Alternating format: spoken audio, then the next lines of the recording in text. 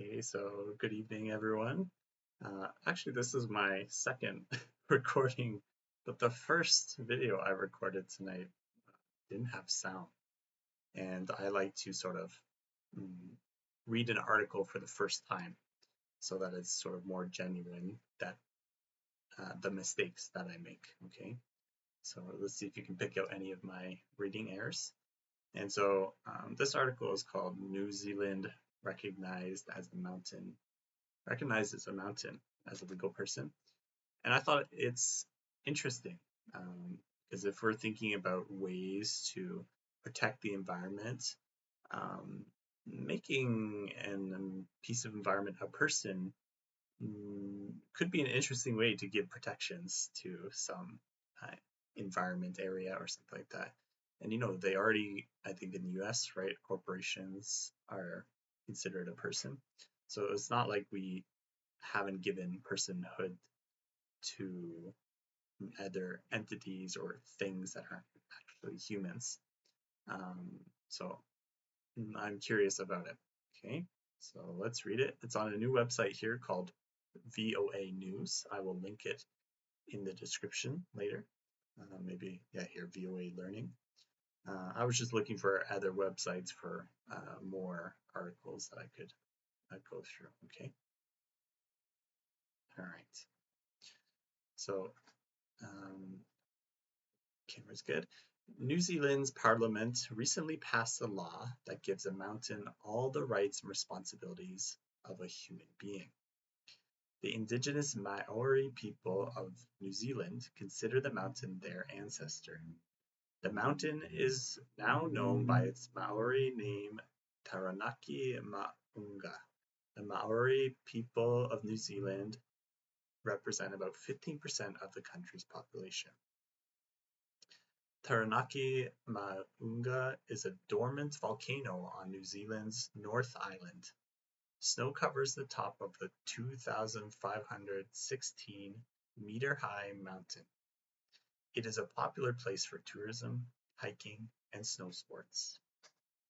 The legal recognition of the mountain is one of the steps New Zealand's government has taken to make up for harm the indigenous population suffered in the past.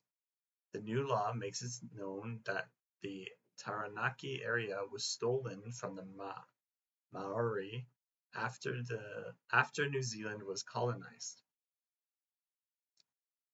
The new law gives Taranaki Maunga all the rights, powers, duties, responsibilities, and liabilities of a person. The law says a newly created group will be the face and voice of the mountain. 4 members from local Maori tribes and 4 members appointed by the country's conservation minister will be in the group. Paul Goldsmith is the lawmaker responsible for the legal settlements between the government and Maori tribes. In a speech to Parliament, he said, "The mountain has long been an honored ancestor, a source of physical, cultural, and spiritual sustenance, and a final resting place." Britain colonized New Zealand in the 1700s and 1800s. In 1777, the British explorer Captain James Cook named the volcano Mount Egmont. In 1840, Maori tribes and representatives of the British government signed the Treaty of Waitangi. The treaty promised the Maori would keep the rights to their land and resources. However, the British government began breaking parts of the treaty after that. In 1865, the government took a large area of the Taranaki land, including the mountain, to punish the Maori for rebelling against British rule. Over the next 100 years, hunting and sporting groups helped oversee how the land was used, but the Maori did not. Goldsmith told the Associated Press that, in the past, Maori customs connected to the mountain were banned while the government supported tourism in the area. The Maori protest movement of the 1970s and 1980s led to the increased recognition of the Maori language, culture, and rights in New Zealand's law. This has included billions of dollars to pay for the harm caused by breaking the Treaty of Waitangi. The mountain's legal rights are in place to support its health and well-being. The law will support traditional uses of the land and calls for conservation work to protect the native wildlife. The mountain will remain open to the public. Okay. I don't know where this is. Clouds reflected in the river at the town. Okay. Are other landforms considered people? New Zealand was the first country in the world to recognize landforms as people. In 2014, a law gave personhood to Te Urewera, a large forest on the North Island. Government ownership ended and the Tuho tribe became its guardian. In 2017, the New Zealand recognized the Wanganui River as a human, as part of a settlement with the tribe connected to the river. All 123 lawmakers in Parliament supported the new law for the Taranaki Maunga. The unity of the vote was a change from recent disagreements in New Zealand about proposed changes to the Treaty of Waitangi itself. In November, about 40,000 people marched to Parliament to protest the new law with proposed changes to the treaty.